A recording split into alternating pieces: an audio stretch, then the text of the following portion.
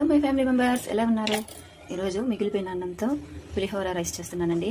ఈ అన్నం వచ్చేసి ఒక 1/2 కేజీ ఉంటుందండి.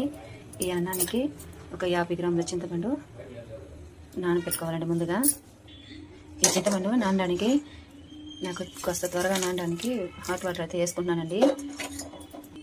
ఈ చింతపండు నానే లోపల మనం పోపు దినుసులు తీసి పెట్టుకుందామండి. మా పిల్లలు మంచి పప్పు ఎక్కువ వేస్తే చాలా ఇష్టంగా తింటారు కాబట్టి నేను ఈ అన్నానికి 50 గ్రాముల దాకా మంచిపప్పు తీసుకున్నాను. 1 స్పూను ఉద్దిపప్పు తీసుకున్నాను, 1 స్పూను ఆవాల పప్పు తీసుకున్నాను, కాస్త కరివేపాకు, ఇంకా ఎండుమిర్చి అండి. ఈ మిరపకాయలు కారం లేవు, అందుకోసమని నేను కాస్త ఎక్స్ట్రాగా తీసుకున్నాను. మీరు కారం తగ్గట్టుగా మిరపకాయలు తీసుకోండి. ఇక ఈ మిరపకాయలు గిరికి పెట్టుకోవాలండి. ఇక ఈ చింతపండు నానిపోయిందండి.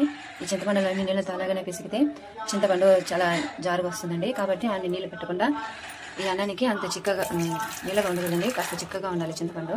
కాబట్టి నీళ్ళు వడకట్టేసి బాగా గుజ్జులాగా చేసుకోవాలండి.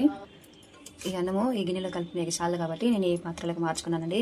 కాస్త పెద్దదిగా ఉంటే కలపడానికి వీలు ఉంటుంది, బాగుంటుందని. చూడండి, ఇలా గుజ్జుగా కలుపుకోవాలి.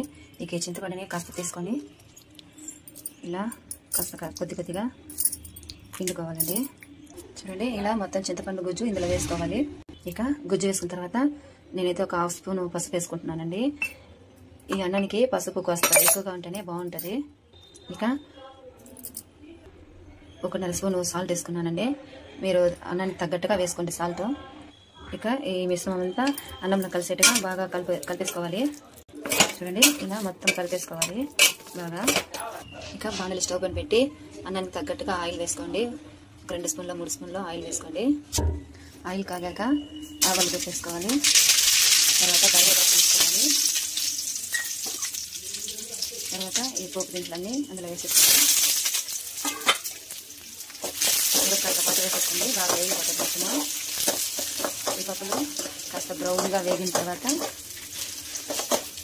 చూడండి, ఈ మాత్రం బ్రౌన్గా వేగిన కావాలండి.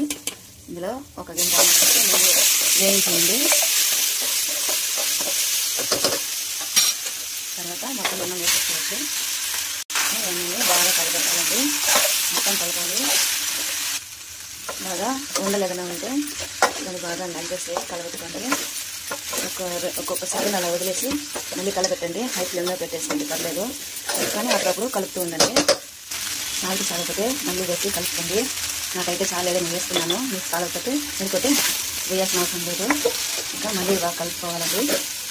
హై ఫ్లేమ్లో ఒక 5 మినిట్స్ వేపుకొని మీడియం ఫ్లేమ్లో పెట్టేసి ఇంకొక 5 మినిట్స్ అలాగా వేపుకొనేసి సరిపోతుంది.